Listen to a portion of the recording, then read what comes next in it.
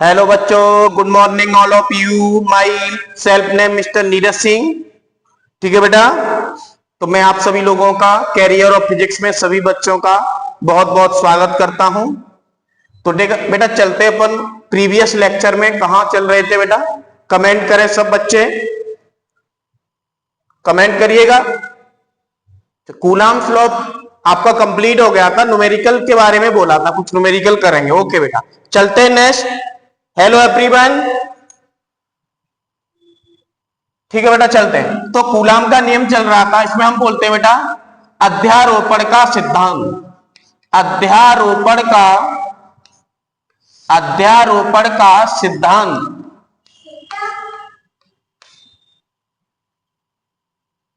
अध्यारोपण का सिद्धांत, ठीक है बेटा, अध्यारोपण का सिद्धांत।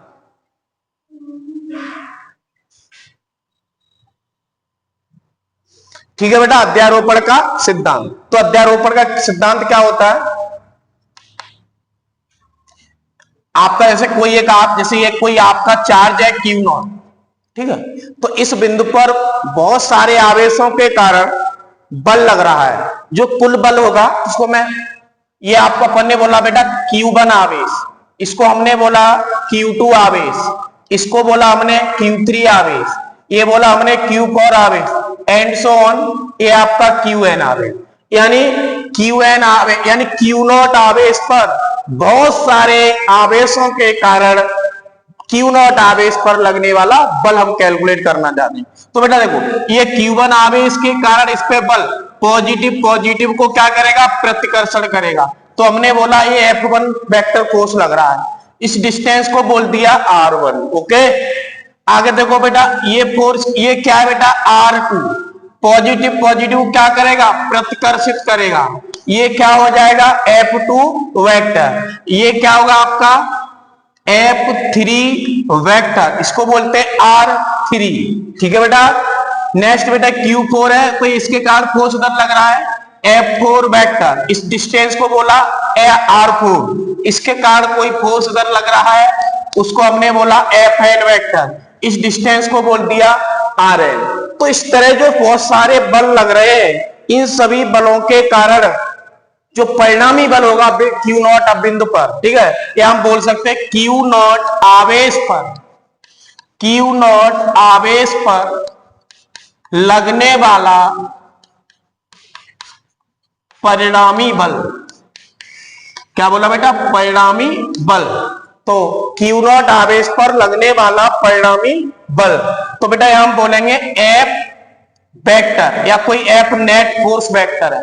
तो ऑल यानी सभी बलों का वेक्टर सम होता है। क्या होता है? सभी बलों का सदिश योग होता है। तो इसको हम बोल सकते हैं F1 vector plus F2 vector plus F3 vector plus F4 vector plus and so on Fn vector. यानी यहां पर जो आपका परिणामी बल है वो सभी बलों का सदिश योग होता है। तो बेटा ये आपका नेट फॉर्मूला निकल के आ चुका है। यहां पर सिंपल सम नहीं होगा, यहां पर जो आपका सम होने वाला है बेटा वो वेक्टर सम होगा। ठीक है बेटा। अगर मैं इसकी सबकी वैल्यू रखना चाहूं तो मैं इसको ऐसे बोल सकता हूं F नेट वेक्टर। ओके, तो बेटा F नेट, तो इसके कारण F1 वेक्टर क्या होगा? K Q1 Q0 R1 square. Okay, या मैग्नीट्यूड ले लेता हूं, plus K Q2 Q0 R2 square. इसी तरह सभी बलों का क्या हो जाएगा? वेक्टर सम हो जाएगा। तो यहां डायरेक्शन बोलेंगे तो इसकी डायरेक्शन जो भी होगी वो डायरेक्शन भी यहां आप दिखा देंगे, जो भी डायरेक्शन है आर कैप जो भी है। ठीक है बेटा। अब बेटा क्या होगा? हम बोल सकते हैं जो नेट बल है, परिणामी बल, ये जो परिणामी बल है वो सभी आवेशों पर निर्भर करता है। तो हम यहां एक पॉइंट, इंपॉर्टेंट पॉइंट लिखने वाले हैं। परिणामी बल, परिणामी बल निकाय के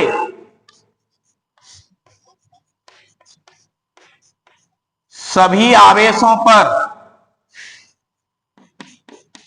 सभी आवेशों पर निर्भर करता है, सभी आवेशों पर निर्भर करता है। ठीक है बेटा, तो क्या बोला, परिणामी बल निकाय के सभी आवेशों पर निर्भर करता है। जो हम बोल सकते हैं जैसे F1, जैसे F1 कॉमा F2 तो कॉमा F3 डॉट डॉट, ये बहुत सारे बल हैं। ये सभी बल उन्हीं आवेशों पर निर्भर करते हैं जिनके मध्य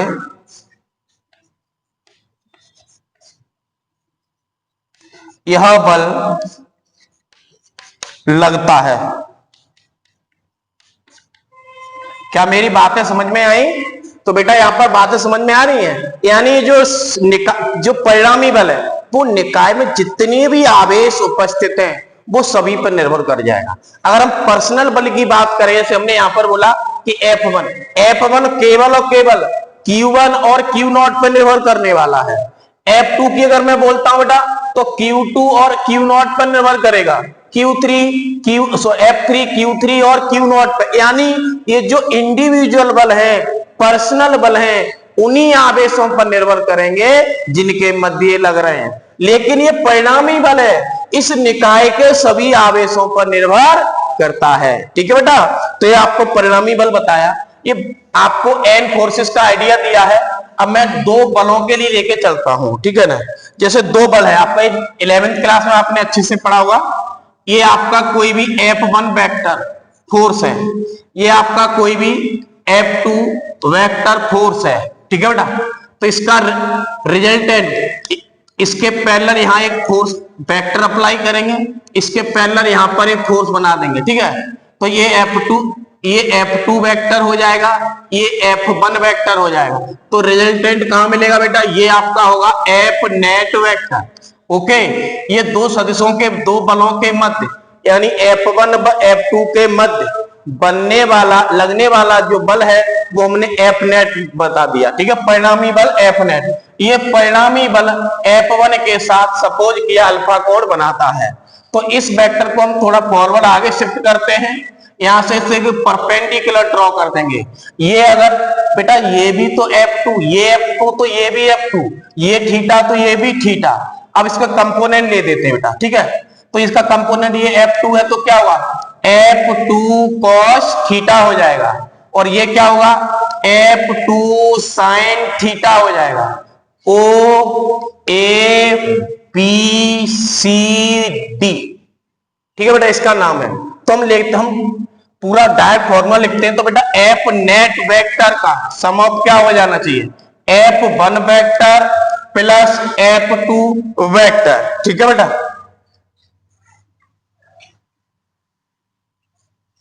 आगे देखिए बेटा, समझ में आता रहेगा, कोई दिक्कत हो तो बता दी, कमेंट कर सकते हैं बेटा। इसका मैं अगर नेट फोर्स की बात करता हूं परिमाण की, तो इसका परिमाण क्या हुआ, under root of F1 square plus F2 square plus 2F1 F2 cos theta. ये बल है आपका। ठीक है बेटा, कोई दिक्कत? तो यहां देख लीजिए आपका F net equal to under root of F1 square plus F2 square plus 2F1 F2 cos theta. Next बेटा हम यहां पर रिजल्टेंट एंगल चाहिए हमें tan अल्फा। tan अल्फा आप इस ट्राइंगल में देखेंगे OBC में, तो ये क्या हुआ, परपेंडिकुलर अपॉन हाइपोटेन्यूस। परपेंडिकुलर आपका क्या है, F2 sin theta, sorry tan theta alpha लेंगे, परपेंडिकुलर अपॉन,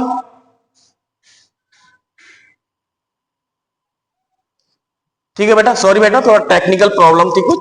ठीक है, नेक्स्ट चलते हैं बेटा। F2 इक्वल टू, सॉरी यहां से tan अल्फा क्या होगा, परपेंडिकुलर अपॉन बेस, यानी लंब बटे आधार। तो लंब कितना है, F2 sin थीटा, आधार ये पूरा होगा बेटा, ये F1 है और इसमें ऐड कर दीजिए, तो ये हो जाएगा आपका F1 plus F2 cos theta.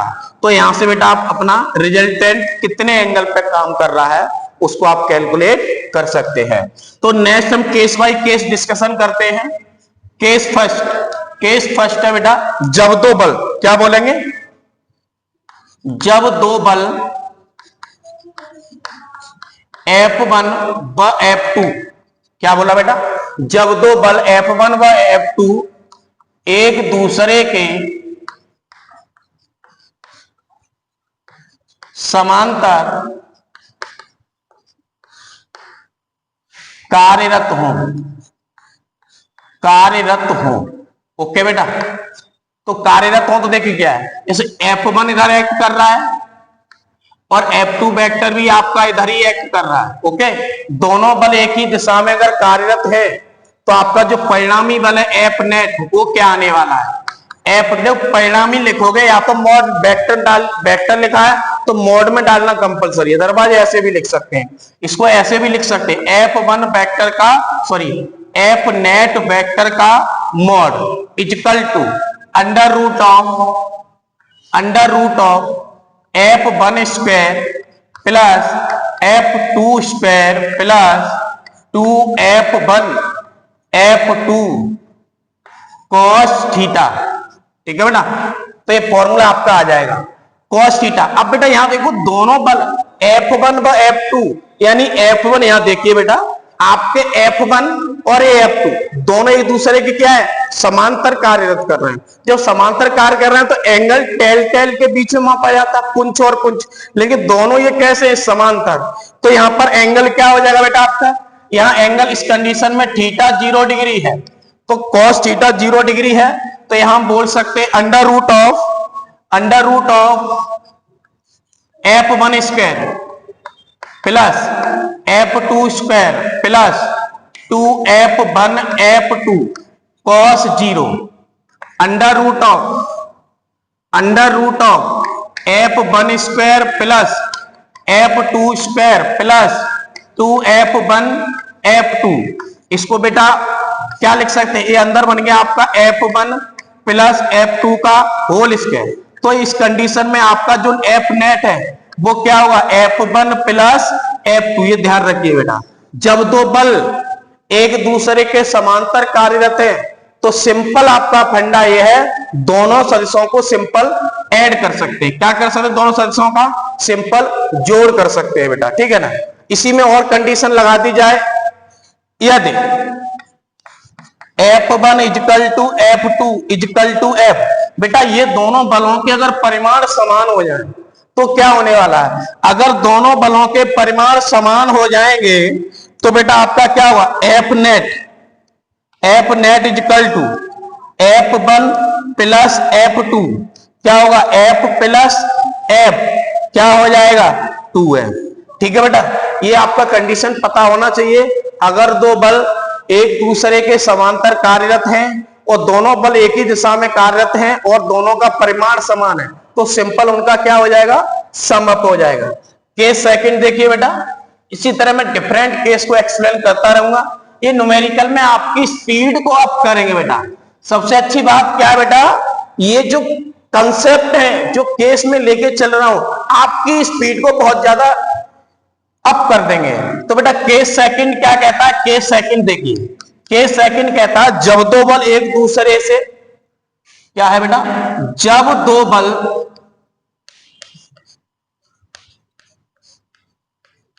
एक दूसरे से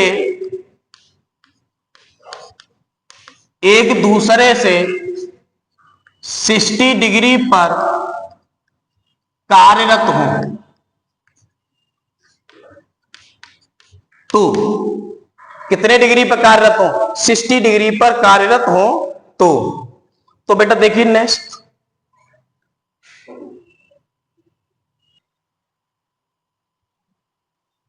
ठीक है बेटा, एक दूसरे 60 डिग्री पर, जैसे हमने बोला बेटा, जैसे ये आपका F1 वेक्टर है यहां कार्य कर रहा है, दूसरा आपका F2 वेक्टर है, F2 वेक्टर ये एंगल कितना है, 60 डिग्री, ये एंगल क्या है, 60 डिग्री।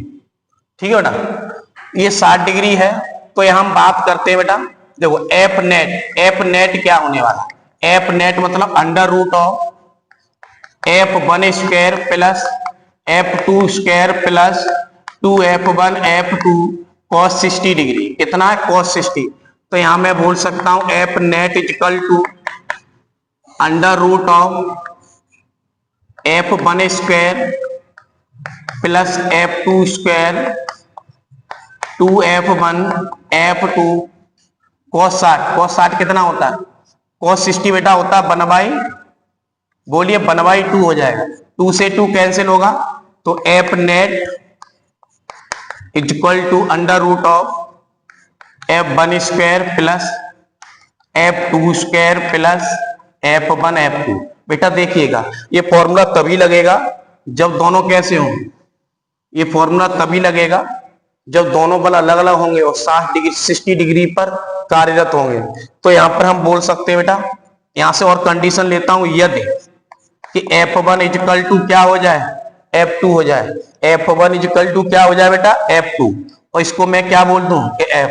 यानी ये कहने का मतलब ये है अगर किसी कण पर बल लग रहे हैं और दोनों बलों के परिमाण वैसा कैसे बेटा समान है, तो यहाँ पर जो परिणामी बल होगा तो हम बोल सकते हैं वो क्या होने वाला है, तो उसको देख सकते हैं बेटा F net equal to under root of, इसको मैं बोलूंगा F स्क्वायर, इसको भी मैं बोल सकता हूं F स्क्वायर। बेटा तब देखिएगा F क्या हो जाएगा, यहां भी F स्क्वायर हो जाएगा, इसको अगर मैं सॉल्व करता हूं क्या हो जाएगा 3F स्क्वायर, इसको बाहर निकालेंगे तो √3F आ जाएगा। बेटा देखिएगा F net force, F net force, F net force क्या है बेटा अंडर रूट ऑफ 3F, ठीक है बेटा। तो नेक्स्ट देखिए बेटा, अब हम बात करते हैं जब दो बल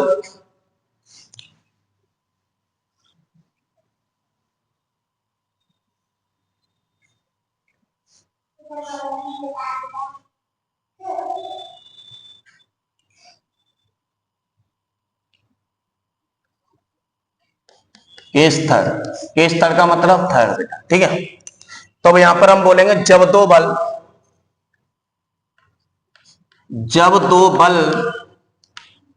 बेटा लेक्चर नंबर 9 है ये ध्यान रखिएगा, ठीक है। जब दो बल एक दूसरे के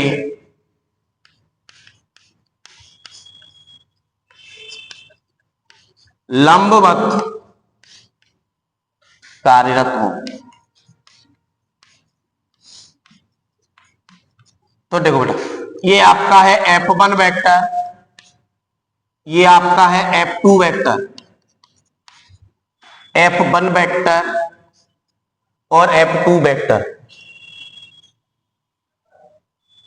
F1 वेक्टर और F2 वेक्टर। बेटा यहां दोनों बलों के बीच कोण कितना बनना है 90 डिग्री। तो परिणामी बल क्या होगा बेटा, तो पहले फॉर्मूला यूज करिएगा, F net equal to under root of F1 square F2 square 2F1 F2 cos 90। बेटा cos 90 बेटा क्या होता है 0 होता है, तो इसको बोल सकते हैं F net equal to under root of F square plus F square plus sorry में F1 और F2 स्क्वायर प्लस ये टर्म आपका 0 हो जाएगा, क्योंकि बेटा cos 90 कितना होता है 0 होता है। तो मैं बोल सकता हूं F net equal to under root of F1 square plus F2 square. ये फॉर्मूला आपका निकल के आ गया है। जब दो बल एक दूसरे के साथ लंबवत कार्यरत हो तो परिणामी बल दोनों बलों का क्या होता है स्क्वायर का सम हो जाता है।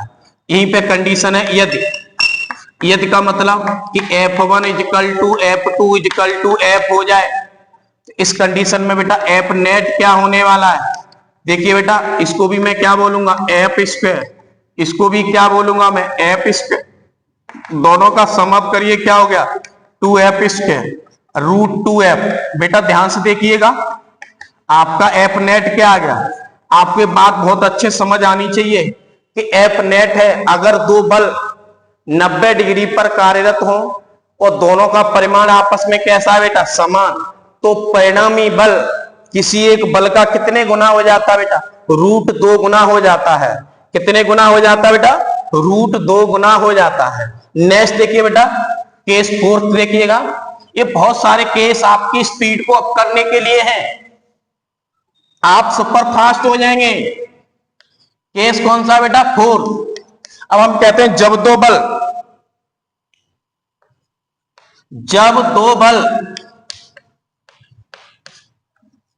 एक दूसरे के साथ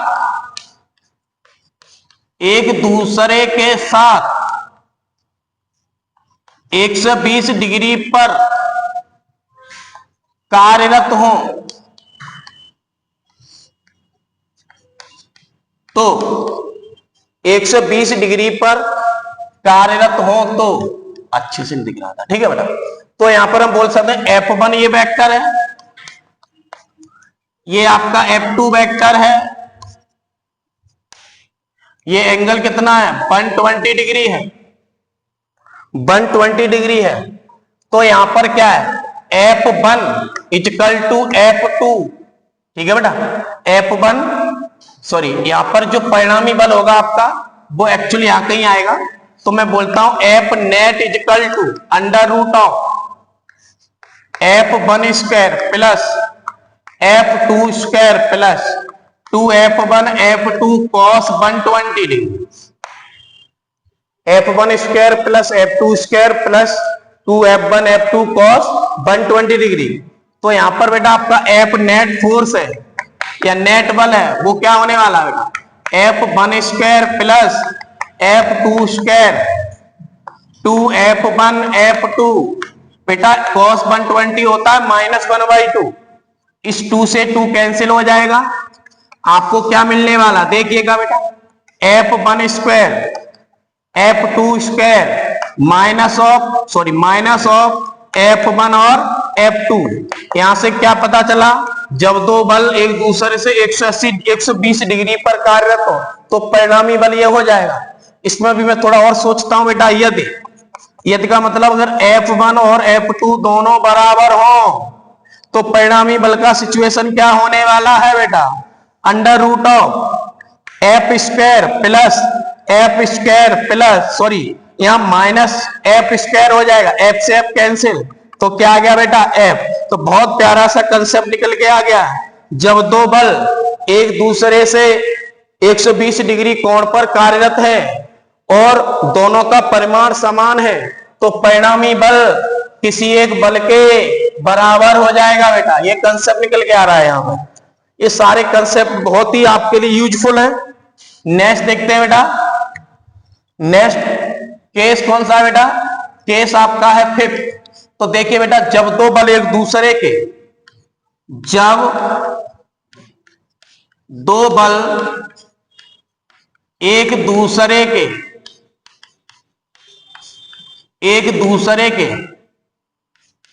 विपरीत, क्या बोला? विपरीत कार्यरत हो,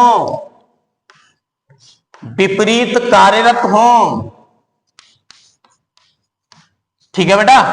जब विपरीत कार्यरत होंगे तो देखिए बेटा, F1 वेक्टर इधर क्या हो जाएगा? F2 vector. कोण बताओ कितना हो जाएगा बेटा? 180 डिग्री कोण हो जाएगा यहाँ पे। तो मैं यहां लेकर चलता हूं बेटा, F net equal to under root of F1 square plus F2 square plus 2F1 F2, ठीक है बेटा। ये तो नॉर्मल फॉर्मूला है आपका, ठीक है बेटा, नॉर्मल ये फॉर्मूला है आपका।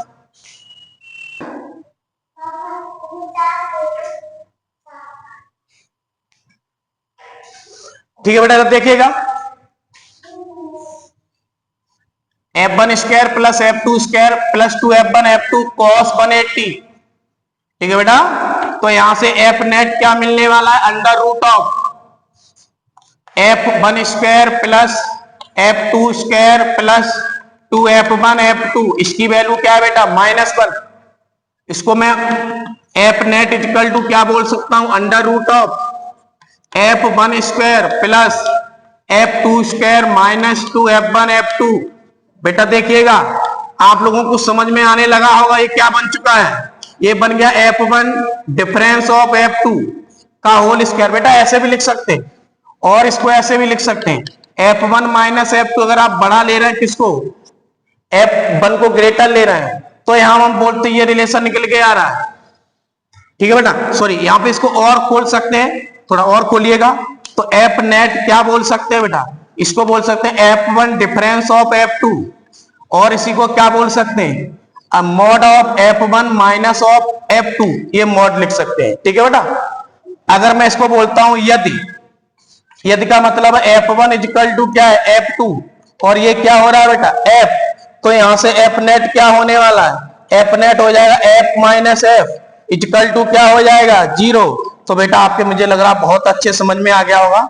इसका मतलब है यहाँ पर दोनों बल परिमाण में समान विपरीत है, तो उनका नेट फोर्स क्या हो जाएगा 0 हो जाएगा। ठीक है बेटा।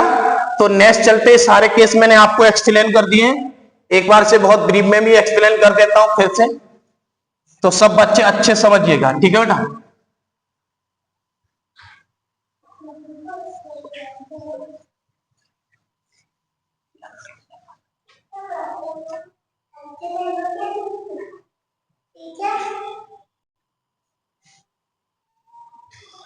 ठीक है बेटा। तो हमने क्या बताया था वो सारे केस आप अच्छे से रिवाइज कर लीजिए। क्वेश्चंस देखते हैं बेटा। ठीक है, अब इससे रिलेटेड हम क्वेश्चन चलते हैं। तो एक क्वेश्चन एग्जांपल है, बहुत प्यारा क्वेश्चन है, देखिए क्वेश्चन है, एक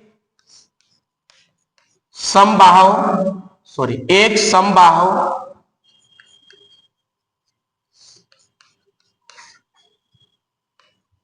त्रिभुज के सभी शीर्षों पर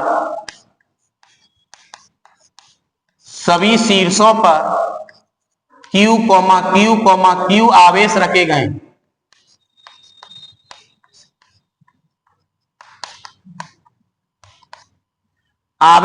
गए, हैं, तो किसी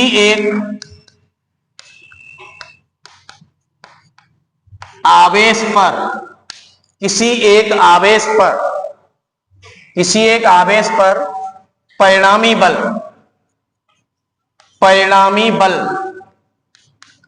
का मान ज्ञात कीजिए। बहुत प्यारा क्वेश्चन है, बोर्ड के लिए बहुत ही इंपॉर्टेंट है। ठीक है बेटा। तो आपको क्या करना है, आवेश का मान ज्ञात करना है। तो समझने की कोशिश करें बेटा। क्वेश्चन ये कह रहा एक कोई समबाहु त्रिभुज है, यहां पर भुजा नहीं दी है तो आप कोई ले सकते हैं। ठीक है ना, बोल सकते हैं जिसकी भुजा, यहां बोल दो जिसकी भुजा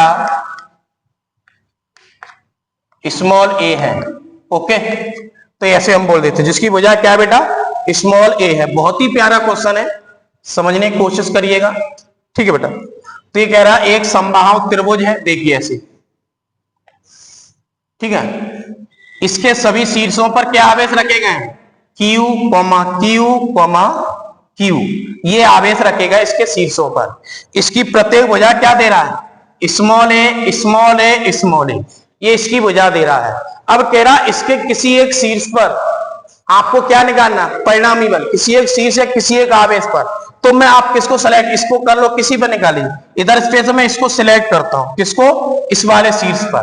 तो इसकी मैं नेमिंग कर देता हूं, इसको मैं बोलता हूं ए, इसको पॉइंट को बोल दिया बी, इस पॉइंट को मैं बोल देता हूं सी। ओके बेटा।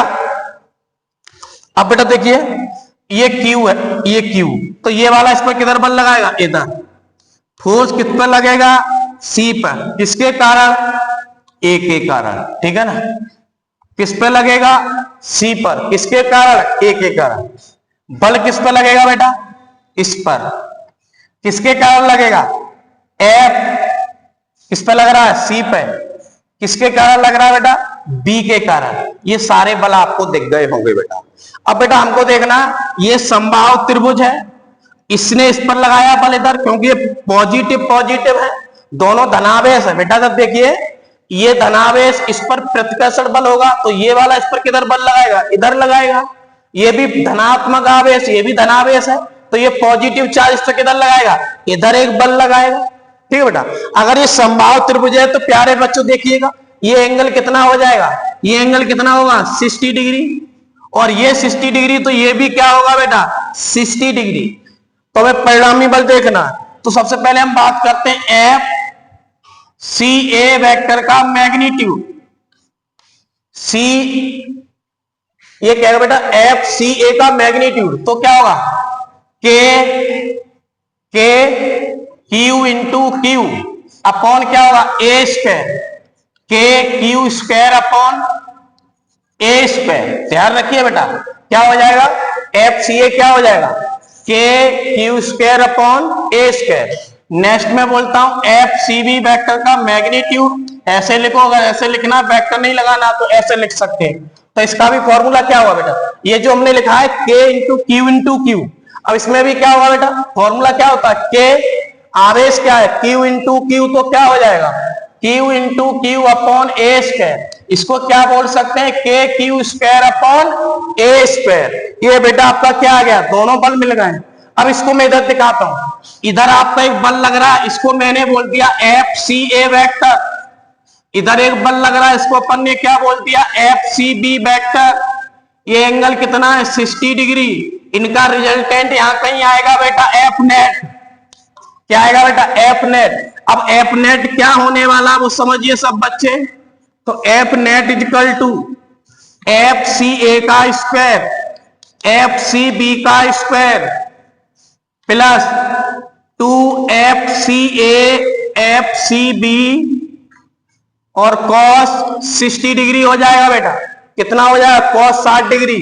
तो हम बोल सकते हैं F net is equal to under root of. बेटा एक बात देखिए, ये दोनों वैल्यू सेम है, तो इसको भी मैं एफ नॉट बोल दूं, इसको भी मैं एफ नॉट बोल दूं, क्या दिक्कत है, क्योंकि ये वैल्यू क्या है, सेम। ये वैल्यू सेम है बेटा।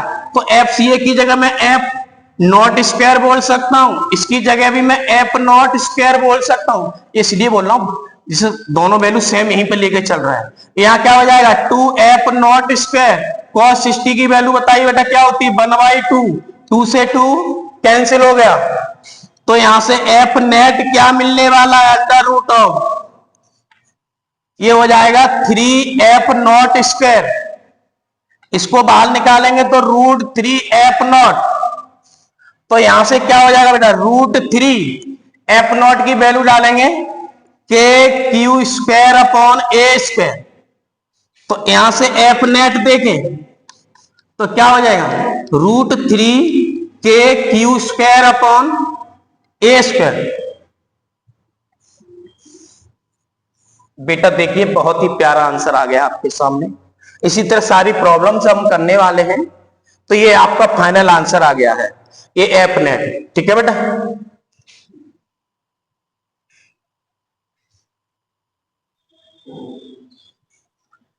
ठीक है बेटा। देखिए बेटा नेक्स्ट प्रॉब्लम देखें, बहुत आसान, अच्छे से समझिएगा। अब बेटा क्वेश्चन यही है, मैं थोड़ा सा इसमें चेंज करता हूं, थोड़ा सा मैं इसमें चेंज करता हूं।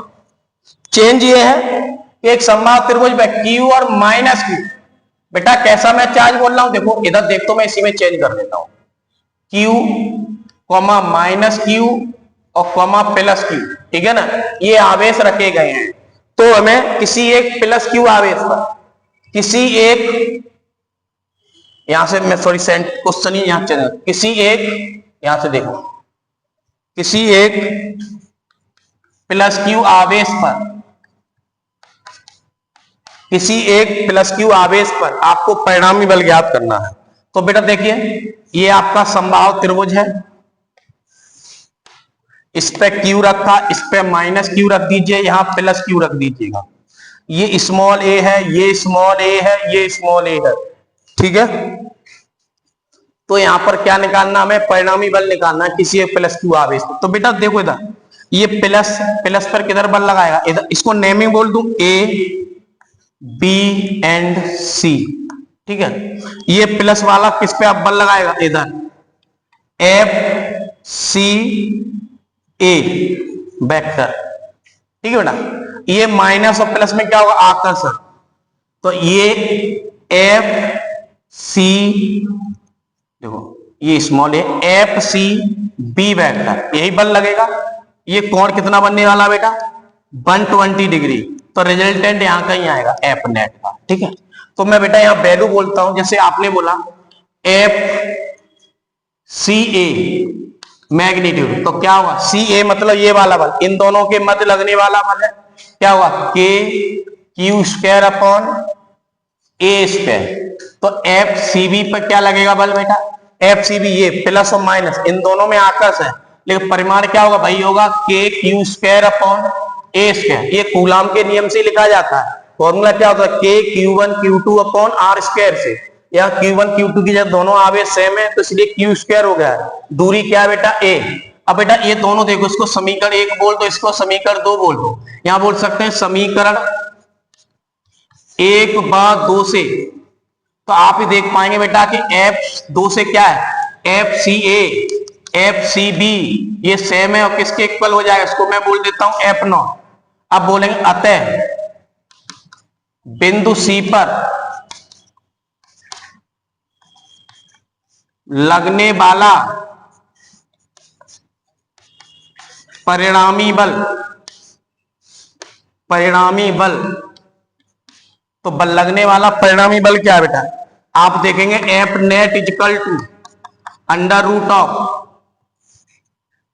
FCA square FCB square FCA FCB cos कितना है 120, F net is equal to under root of FCA कितना हो जाएगा, FCA कितना होगा बेटा, इसको मैं F0 बोल रहा हूं, F0 स्क्वायर, इसकी जगह क्या हो जाएगा F0 स्क्वायर, इसकी जगह 2F0 ये वैल्यू क्या है -1/2, यह वैल्यू सेम है तो यहां स्क्वायर कर दीजिएगा। वैसा इस 2 से 2 कैंसिल हो जाएगा तो आपको क्या मिलने वाला है, F net equal to under root of F0 square F0 square minus F0 square, ये कैंसिल हो गया, बाहर निकालेंगे F0 आ गया। ठीक है बेटा, अब इसकी वैल्यू डाल दीजिएगा आप, तो F नेट क्या आने वाला है, ये हो जाएगा बेटा F0 की वैल्यू कहां है, F0 की वैल्यू तो ये होगी, तो K Q square upon A square. देखिए बेटा ये आपका फाइनल आंसर है। ठीक है बेटा, तो इसका आंसर मैं यहां लिख देता हूं, कहीं जगह ना हो तो देखिए F net equal to K Q square upon A square, ये बेटा आपका फाइनल आंसर आ चुका है। डायरेक्शन किधर आएगी इसकी, इधर डायरेक्शन आ जाएगी, दोनों सदस्यों के मध्य में डायरेक्शन आने वाली है, क्योंकि दोनों बल परिमाण में कैसे हैं, समान है। ठीक है बेटा, इसको अच्छे से पढ़िए और आप लोगों को अच्छे से पढ़ना, अपने दोस्तों को भी बताइए, जिससे जो motion of carrier of physics आपका जो चैनल है, इसको बच्चे सब्सक्राइब करें और लाइक भी करें, और आपको इसी तरह बहुत ही बेहतर पैटर्न पे आपको चीजें मिलती रहेंगी और बहुत ही इसी तरह में पूरा फिजिक्स को आपके पास पहुंचाने का कार्य करूंगा। ठीक है, सभी बच्चों को बहुत बहुत बधाई, धन्यवाद।